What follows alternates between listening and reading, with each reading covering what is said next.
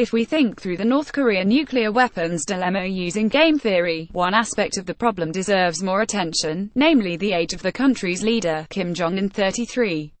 Because peaceful exile doesn't appear to be an option, his escaping the country safely would be hard. Kim needs strategies for hanging on to power for 50 years or more. That's a tall order, but it helps us understand that his apparently crazy tactics are probably driven by some very reasonable calculations, albeit selfish and evil ones. It is very difficult to predict the world a half-century out. 50 years ago, China was just coming out of the Cultural Revolution, and Japan's rise was not yet so evident. North Korea was possibly still richer than the South, which in 1960 was one of the poorest countries in the world. It's unlikely anyone had a reasonable inkling of where things would stand today.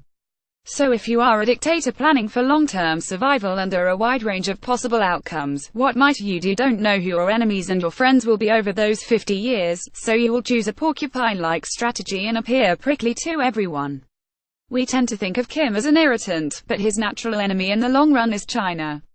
It is easier for North Korea to threaten Chinese cities with weapons, and its nuclear status stands in China's way of becoming the dominant regional power in East Asia. Chinese public opinion has already turned against North Korea, and leaders wonder whether a more reliable, pro-Chinese option to Kim might be installed. Since assuming power, Kim has gone after the generals and family members with the strongest ties to China. One way to interpret Kim's spat with United States President Donald Trump is that he is signaling to the Chinese that they should try to take him down because he is willing to countenance crazy retaliation.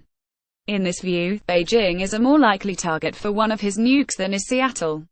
More radically, think of Kim as auditioning to the US, Japan, South Korea and India as a potential buffer against Chinese expansion. If he played his hand more passively and calmly, hardly anyone would think that such a small country had this capacity. But, by picking a fight with the US, he is showing the ability to deter just about anyone. Another possible scenario from Kim's perspective is that external pressures and sanctions rise, and North Korea can't survive as a regional nuclear pariah. If this doesn't seem likely today, remember we are talking about the next 50 years. So if Kim's belligerence induces Japan or maybe South Korea to develop nuclear deterrence, that would take some of the pressure off him, as nuclear proliferation would become the regional default. Russia, not a reliable friend or good long-run strategies for Kim, should have some short-term payoffs. Russian President Vladimir Putin seems to be ignoring the North Korean threat, and may have possibly allowed Soviet-era nuclear technology to make its way to them. Kim has earned his country one very powerful protector, but he would be unwise to consider Russia a reliable friend in the longer run. The Russians too have to fear North Korean nuclear weapons. A common criticism of game theoretic analyses is that individuals are simply not very calculating and rational. But evidence shows a lot of North Korean skill at deliberate strategy. Kim was considered a weak successor to his father. Yet, he cemented his power decisively.